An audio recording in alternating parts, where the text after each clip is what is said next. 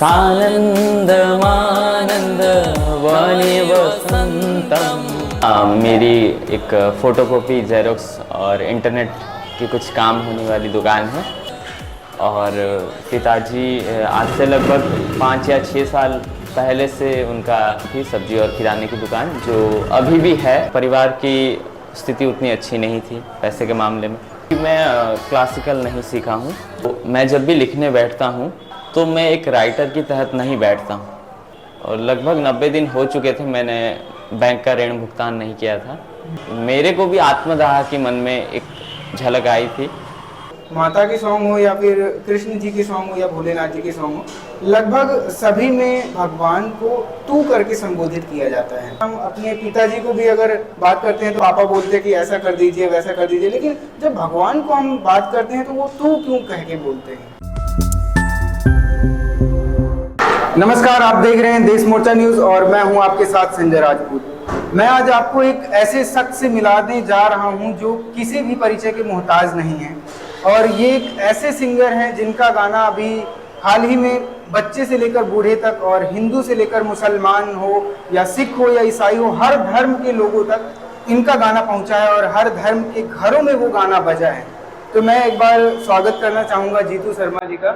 नमस्कार, देश मोर्चा चैनल से देख रहे सभी दर्शकों को मेरी तरफ से प्यार भरा जय भोलेनाथ और हर हर महादेव। तो सबसे पहले मैं चाहूँगा कि आप कुछ 2 लाइन पहले गाने की सुनाएं, इसके बाद हम कुछ सवाल हैं जो बहुत सारे दर्शकों के सवाल हैं। वैसे तो इतने दर्शक हैं और इतने सारे लोग हैं और इतने सवाल हैं कि उनका जवाब अगर देंगे तो शायद 2-3 दिन रुकना पड़ेगा, लेकिन हमने ऐसे कुछ शॉर्टलिस्ट किए हैं जिनका मतलब जो लगभग सभी का एक ही सवाल है। तो सबसे पहले ये सवालों का सिलसिला शुरू करें। मैं चाहूँगा कि आप 2 लाइन सुनाएं उस भजन की जो आपने इतना अच्छा लिखा और इतना ज़्यादा वायरल हुआ, तो उससे जो भी आपकी लाइन है जो बहुत ज़्यादा आपको पसंद है, आप उसकी 2 लाइन गा के सुनाएं। उस गाने का जो सबसे पसंदीदा जो लाइन है, जो कि बाबा विश्वनाथ पे समर्पित है, उसकी कुछ पंक्तियां मैं आपके समक्ष रखता हूँ। सानंदमानंद वाणी वसंतम आनंदकंदम हितपापवृंदम वाराणसीनाथमनाथनाथम श्री विश्वनाथम शरणं प्रपद्ये। हर हर शंभु शंभु शंभु शंभु शिव महादेवा। तो सवालों में आगे बढ़ने से पहले एक और क्वेश्चन है कि जो मैं करना चाहता हूं कि सबसे पहले आप अपने बारे में थोड़ा कुछ बताएं कि आपकी फैमिली बैकग्राउंड में, फैमिली में कौन कौन है और आपके पिताजी क्या करते हैं। हमारी फैमिली वैसे बहुत ही बड़ा परिवार है और भगवान का आशीर्वाद है कि मैं वैसे बड़े परिवार से बिलोंग करता हूँ।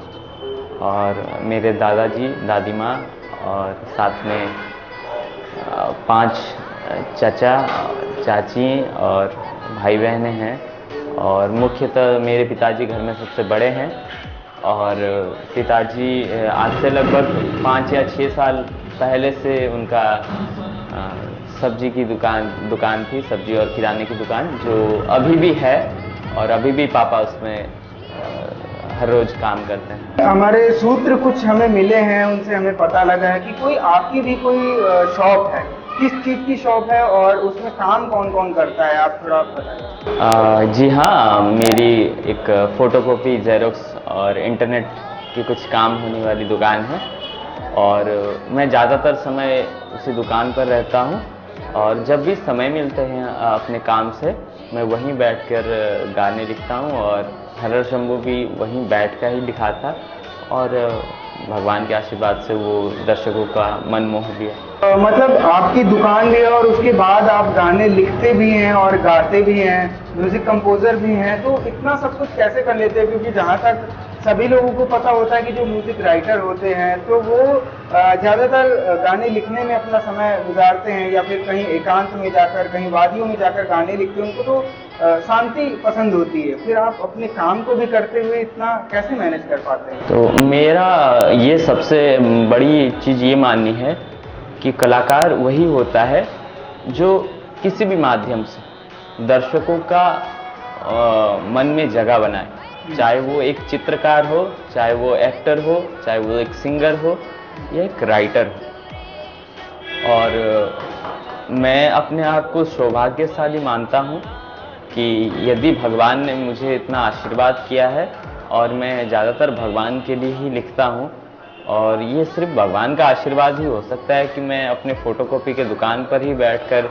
अपना गीत वगैरह लिखता हूँ, कंपोजिशन करता हूँ। तो ये एक तरह से शिव जी की कृपा है मेरे ऊपर, इसी की वजह से ये काम हो पाता है। एक चीज और है, हमने देखा जैसे कि सबसे जो पहला गाना था वो हर हर शंभू, उसमें कोई और लड़की थी, और अभी बीच में कुछ गाने आए उसमें कुछ और लड़की है, और अभी जो शिवरात्रि का आपका गाना है वो बहुत ज़्यादा वायरल हुआ है जो, तो उसमें कोई और लड़की है। तो ये हर बार लड़की चेंज करना, ये क्या कॉन्सेप्ट है, या फिर क्या है कि कुछ ऐसी प्लानिंग चल रही है कि जितने भी हैं मतलब एक बड़ी ऑडियंस बना के कुछ ब्लास्ट करने का प्लान है? मेरे गीत का बस एक ही सबसे बड़ा लक्ष्य रहता है कि मैं कैसे दर्शकों के मन में जगह बना पाऊँ। अब चाहे मेरे गीत में कोई लड़की आए या कोई और गाए, पर वो दर्शकों के बीच में कैसे वो जगह बनाए, ये मेरी सबसे पहले प्रायोरिटी रहती है। और रही बात 2-3 सिंगरों की, जिस समय जो अवेलेबल होते हैं और मुझे जिनके साथ काम करना में अच्छा लगता है, सुकून रखता है, चाहे वो आर अंकिता हो या अंकिता दास हो, और कोई भी सिंगर हो, तो उनके साथ अगर मैं काम करने में कंफर्टेबल होता हूं तो मैं बिल्कुल उनके साथ काम करता हूं। और सबसे बड़ी बात है ये कि मैं अपने गाने में एक क्लासिकल और वेस्टर्न का टच देना चाहता हूं, क्योंकि मैं क्लासिकल नहीं सीखा हूं, और मैं जब भी लेता हूं सामने वाले सिंगर क्लासिकल लेता हूं, तो एक जब उसका एक मिश्रण आता है क्लासिकल और वेस्टर्न का। और दूसरी बात ये है कि जो लिरिक्स राइटर है वो जैसे गाने को जिस भाव में गा पाएगा, दूसरे सिंगर शायद वैसे गा नहीं पाएंगे। मेरे को ऐसा मन से प्रतीत होता है। और फिर भी एक गाने को नया रूप देने के लिए, वीडियो में एक नया रूप लाने के लिए, कुछ नया करने के सिलसिले में मैं सिंगर बदलते रहता हूँ। अच्छा, कुछ वीडियोस हमने देखी कि इंडिया में तो इतनी वायरल हो ही रही है, उसके साथ साथ पाकिस्तान में भी वो वीडियो वायरल हुई हैं आपके गाने की, और जो मतलब हिंदू धर्म के भी नहीं है वो लोग भी, मतलब मैंने देखा था कि कुछ मुस्लिम लड़कियां उन्होंने वीडियो बनाई, उस पर रिएक्शन वीडियो भी करी हुई हैं। तो उनका फिर मैंने देखा भी, तो वो कहती है कि हमें समझ नहीं आ रहा है, लेकिन ये गाना इतना अच्छा है कि जिसकी वजह से हम लोग झूम रहे हैं, हम लोग घर में बजा पा रहे हैं इसको। तो वो एक मुस्लिम होने के बाद भी गाने को इतना एंजॉय कर पा रहे हैं। चिंतन मनन या किसी भी प्रकार से, नृत्य से हो या कीर्तन से हो, भजन से हो, किसी भी प्रकार से आप अगर भगवान को याद करते हैं, भगवान नाम को उच्चारण करते हैं, तो आप पुण्य के भागी होते हैं। तो मेरा पहला लक्ष्य तो ये है कि सबके सामने भगवान की नाम महिमा प्रचार हो। दूसरी सबसे बड़ी बात ये है कि हमारा जो हिंदू धर्म है, सनातन धर्म है, वो वसुधैव कुटुंबकम इस मूल संस्कृत लाइन पर चलती है, जिसका अर्थ ये होता है कि विश्व में हम जितने भी हैं सभी एक परिवार हैं। तो जब परिवार है तो उसमें कुछ अलग नहीं होता है कि कोई भिन्न धर्म का है, कोई भिन्न जाति का है, हो सकता है, पर मैं ये मानता हूँ कि सभी शिव जी के हैं और शिव जी हमारे हैं। अच्छा, एक और सवाल है, जो हर हर शंभू गाना है इसके लिए, कि जो भी और भक्ति सॉन्ग्स आते हैं या बड़ी बड़ी कंपनियों के सॉन्ग्स आते हैं, उनमें लाखों की प्रमोशन होती है, उसके बाद वो गाने मिलियंस पे जाते हैं, और कुछ गाने ऐसे हैं जो प्रमोशंस लगाने के बाद भी नहीं जा पाते हैं। तो इस गाने के वायरल होने के पीछे राज क्या है, कि क्या इसमें कोई प्रमोशन है या क्या वजह है कि इतना ज़्यादा वायरल है? जैसा कि मैंने आपको शुरू में ही बताया कि कलाकार वो होता है जो दिलों को भेद करे, दिलों को छुए। तो मैं जब भी लिखने बैठता हूँ तो मैं एक राइटर की तरह तुरंत हुआ था, बट इसमें सबसे ज़्यादा हेल्प इंस्टाग्राम ने मुझे किया है। और इंस्टाग्राम में जैसे जैसे रील बने और हमारे गाने को अच्छी ऊंचाई मिली। अगला सवाल मेरा ये है कि आप कब से सिंगिंग लाइन में या राइटिंग में जुड़े, और कैसी कैसी आपको प्रॉब्लम्स आई, और कहाँ से जुड़े, कैसे सीखा? देखिए, संघर्ष हर कलाकार की ज़िंदगी में है, और जिसने भी संघर्ष किया है, संघर्ष से आगे बढ़कर निकलने की कोशिश की है, परमात्मा ने उसका साथ दिया है और उनका नाम है। चाहे वो कैलाश खेर जी हैं क्यों ना हो। उनके भी जीवन में एक समय ऐसा था जब वो आत्मदाह करना चाहते थे, पर देखिए आज परमात्मा ने उनको किस लेवल पर पहुंचाया है। और जहाँ तक इसमें आने की बात है, तो इससे पहले मैं पियानो वगैरह बजाया करता था, उसकी क्लासेस करता था। और 2019 में मैं ऐसा ही कुछ स्टेज शो वगैरह था एंकरिंग के लिए, तो वहाँ पर मुझे गाने गाने के लिए कहा गया और मैंने एक दो पंक्तियाँ गाई। और उसमें से वहाँ सर एक सर थे, म्यूज़िकल सर, जिन्होंने मुझे कहा था कि आप गाने में कंटिन्यू कर सकते हैं, अच्छा कर सकते हैं। और वो बात मन में थी। और उसके बाद 2020 में सबसे पहला एक गीत निकाला। पहले मैं हिंदी गाने ही करता था, और उसके बाद 2021 में सबसे पहले अपना एक प्यारा सा नया भजन निकाला था, भोलेनाथ तेरा साथ। उसने एक अच्छी ऊंचाई दी, और उसके बाद से मैंने शिव जी पर ही गाना लिखना चाहा। हमने और भी आपकी वीडियोस देखी, तो आप मतलब जैसे आपसे पूछा गया या आपको जब भी आपने बताया, तो अपनी सक्सेस के पीछे एक और इंसान है जिसका आपने हमेशा नाम लिया है, और वो हैं आकाश देव शायद, जो आपके म्यूज़िक के गुरु हैं। तो बहुत सारे लोग हैं जो कि अपने सक्सेस के पीछे जो वो आदमी कौन है वो नहीं बताते हैं, या फिर बहुत सारे लोग कहते हैं कि हर सक्सेस इंसान के पीछे कोई लड़की या कोई औरत का हाथ होता है। तो आपके ये जो सक्सेस है, इतना आप पहुँचे, इसके पीछे जो मेन हाथ है वो किसका है?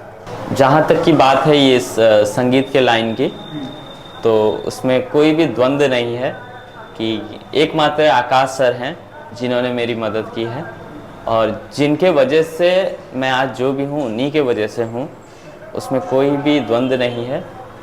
और रही बात स्त्री की, तो माता सर्वोपरि हैं, और मेरी माँ को बचपन से ये विश्वास था कि बेटा कुछ ना कुछ करेगा।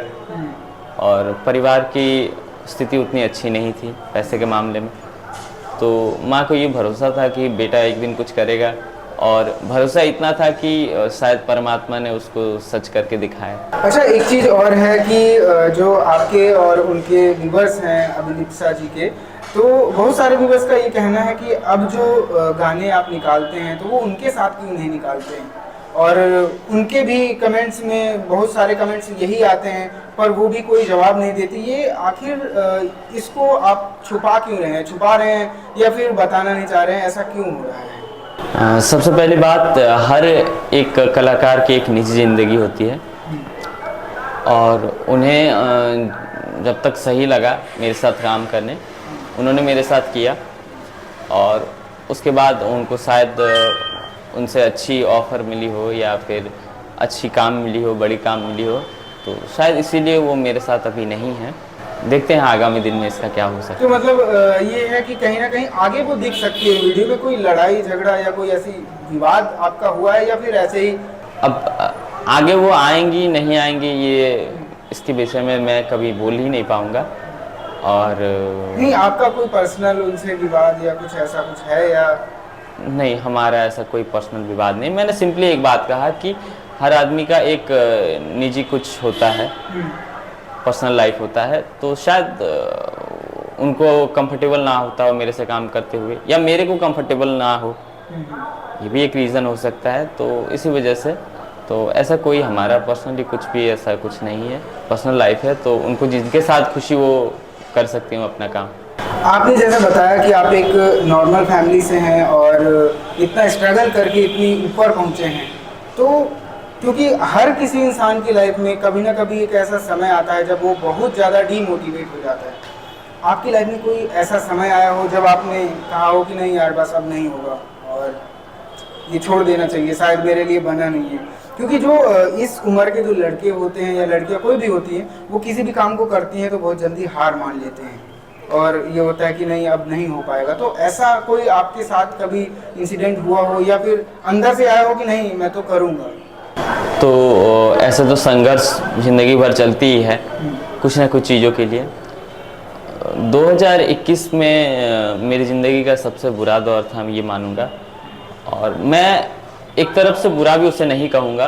अगर परमात्मा कोई पेड़ से अगर पत्ते अगर गिरा देती है, उसका ये मतलब होता है कि प्रकृति और भगवान उसे दोबारा से नई पत्र जरूर देते हैं। 2021 में कुछ ऐसा समय था जहां मैं बैंक करप्ट होने वाला था और लगभग 90 दिन हो चुके थे मैंने बैंक का ऋण भुगतान नहीं किया था, और उस समय में कुछ दिमाग पर आ नहीं रहा था। और मैं ये मानता हूँ शायद उस समय मेरे साथ नहीं, वो कोविड का समय था, मैं और भी बहुत सारे लोगों का साथ ये मानसिक तनाव रहेगा पैसे की बात। तो पर फिर भी मेरे को भगवान पे बहुत भरोसा था। पर फिर भी उस समय पर एक समय भी ऐसा आया कि जहाँ मेरे को भी आत्मदाह की मन में एक झलक आई थी। पर उस समय मेरे बहुत दोस्तों ने मेरी मदद की, बातें की और सबको ही मोटिवेट करते थे। और वैसा होते होते 2022 का वर्ष आया और फिर गाना लिखा और परमात्मा की कुछ और ही इच्छा थी, और जितना कुछ खोया था उससे कई गुना ज़्यादा मेरे को मिला। अच्छा, ये तो थे अभी आपकी दर्शकों के मैक्सिमम सवाल, मतलब जो ज़्यादातर यही पूछते हैं सभी कि कैसे उनकी लाइफ हुई, कैसे उन्होंने स्ट्रगल किया। लेकिन मेरा एक पर्सनल सवाल है आपसे, और क्योंकि आप एक राइटर हैं तो और सनातनी हैं, मेन चीज़ ये है, तो इसके लिए मेरा एक सवाल ये है कि जैसे हमने बहुत सारे भक्ति गाने सुने, और चाहे वो माता के सॉन्ग हो या फिर कृष्ण जी के सॉन्ग हो या भोलेनाथ जी के सॉन्ग हो, लगभग सभी में भगवान को तू करके संबोधित किया जाता है। और वो कहीं ना कहीं मुझे ऐसा लगता है कि शायद वो किसी न किसी सनातनी भाई को या सनातनी हिंदू को या कोई भी हो, उनको कहीं ना कहीं आहत कर सकती है वो। तो आप जब जैसे गाने लिखते हैं तो वहाँ पे तो ये होता है ना कि कोई भी सवाल कोई भी शब्द आप बदल सकते हैं। तो जब वो मतलब भगवान को तू कहा जाता है, क्योंकि हम अपने पिताजी को भी अगर बात करते हैं तो पिताजी ऐसा है ना, या फिर पापा बोलते हैं कि ऐसा कर दीजिए वैसा कर दीजिए, लेकिन जब भगवान को हम बात करते हैं तो वो तू क्यों कह के बोलते हैं? सबसे बड़ी बात ये है कि आपकी कला से या आपकी लेखनी से या आपके गीत से किसी की धार्मिक भावना आहत नहीं होनी चाहिए।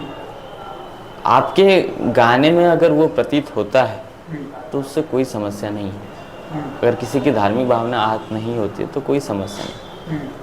और रही बात एक कि भगवान जो है भाव के भूखे हैं। आप कृष्ण जी को ही देखिए, कोई वृंदावन में उन्हें भाई मानता है, कोई सखा मानता है, कोई बेटा मानता है।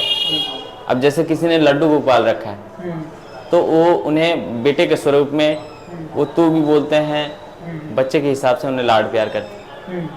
तो जो लिखने वाला है वो अपने आप को किस भाव में ढाल रहा है उसी हिसाब से लिखते हैं, और साथ ही कॉम्पोजिशन में वो कैसी बैठ रही है वहाँ पर अगर बैठती होगी तो वो बैठा सकते हैं, या अगर तू बैठता है तो बैठ सकती है। और सबसे बड़ी ये बात है कि उस भाव में, उस गीत में, आपकी लेखनी में प्रेम का आना जरूरी है और भक्ति का आना जरूरी है। नहीं तो वो प्रेम अगर तू की जगह आप कर दिया जाएगा तो भी तो वो प्रेम आ सकता है। जैसे आपने कहा कि कॉम्पोजिशन में जो सेट होता है, तो कॉम्पोजिशन में अगर तू सेट हो सकता है तो आप थोड़ा सा बना तो आप ही रहे ना कॉम्पोजिशन, तो आप थोड़ा सा करने में मतलब क्या परेशानी है? ऐसा हो सकता है, पॉसिबल है या नहीं? बिल्कुल, क्योंकि जैसे आपका ही गाना है, अभी हमने सुना था कि मेरा आपकी कृपा से सब काम हो रहा है, ऐसे करके हैं। और कुछ और भी गाने हैं, वृंदावन के गाने हैं जिनमें आप कह के कृष्ण जी को संबोधित किया गया है जी। और हम वही सुनते आ रहे हैं कि कोई माता का गाना उसमें तू करके ऐसे, तो वो थोड़ा सा बिल्कुल वो दर्शकों को, किसी दर्शकों को लगती होगी। तो हम लोग कोशिश करेंगे आगामी दिन में वो चीज़ ना हो, और भगवान परम श्रेष्ठ हैं और उनको आप कह के ही संबोधन करना वो सबसे उचित होगा। तो आगामी दिन में ये कोशिश करेंगे कि उसकी सुधार जरूर हो। चलिए, बहुत बहुत धन्यवाद हमारे साथ जुड़ने के लिए, और हमारे सवालों के इतने बारीकी से और इतने अच्छे से इन्होंने जवाब दिया, उसके लिए बहुत बहुत धन्यवाद। और आशा करते हैं कि आप आगे भगवान को आप करके कोशिश करिएगा 1-2 गाने का, अगर हो सके कॉम्पोजिशन में आए तो। और हमारा प्रयास यही रहेगा कि जितने भी सिंगर इस वीडियो को देखेंगे या आगे भी जो भी सिंगरों से हम मिलेंगे, हमारा प्रयास सिर्फ इतना रहेगा कि अगर आप गाने खुद लिखते हैं, स्वयं लिखते हैं, तो उसमें कोशिश करिए कि अगर आप आ सके तो। चलिए, बहुत बहुत धन्यवाद।